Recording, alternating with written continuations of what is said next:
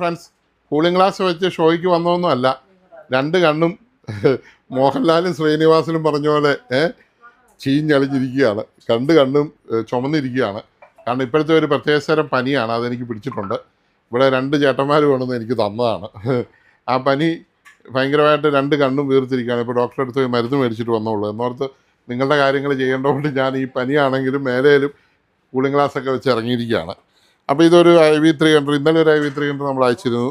ഇത് എറണാകുളത്തിനുള്ളൊരു IV300 ആണ്. ഇത് ഫുൾ വർക്ക് തീർന്നിട്ടുണ്ട്. ഇതിൻ്റെ HDMI ഔട്ട്പുട്ടാണ് ഈ കാണുന്നത്.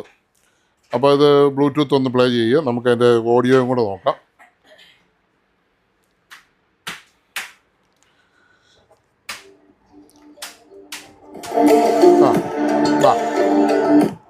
ടി വിയിലെ സൗണ്ട് കേൾക്കുന്നതുകൊണ്ട്, ടി വിയിൽ ഇപ്പോൾ സൗണ്ട് കേൾക്കുന്നതാണത്. ടി വിയിലെ സൗണ്ട് നമുക്ക് കട്ട് ചെയ്യാം.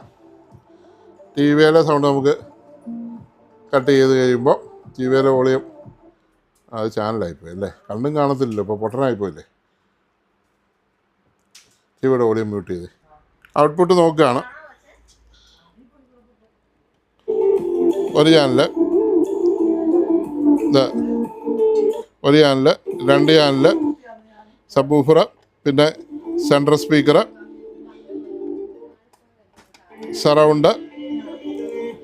സറൗണ്ട്, അടുത്ത സറൗണ്ട്, പിന്നെ ടി വിയിലുള്ള ഇത്.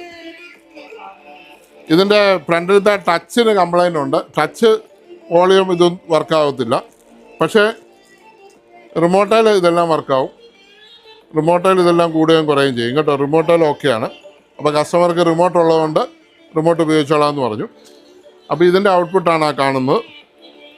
വോളിയം കൂടുന്നുണ്ട്, ഇതുണ്ട് വോളിയം ഇതുണ്ട് കുറയാം, അതിൻ്റെ എല്ലാം കൺട്രോളും ഉണ്ട്. Output HDMI ഔട്ട്പുട്ടാണിത്. പിന്നെ സ്പീക്കറും എല്ലാം ഓക്കെയാണ്. അപ്പോൾ ഈ സാധനം നമ്മൾ അയക്കാൻ പോവാണ്. അതിന് മുമ്പ് അതിൻ്റെ വീഡിയോ എടുത്താണ്. Okay, thank you for watching.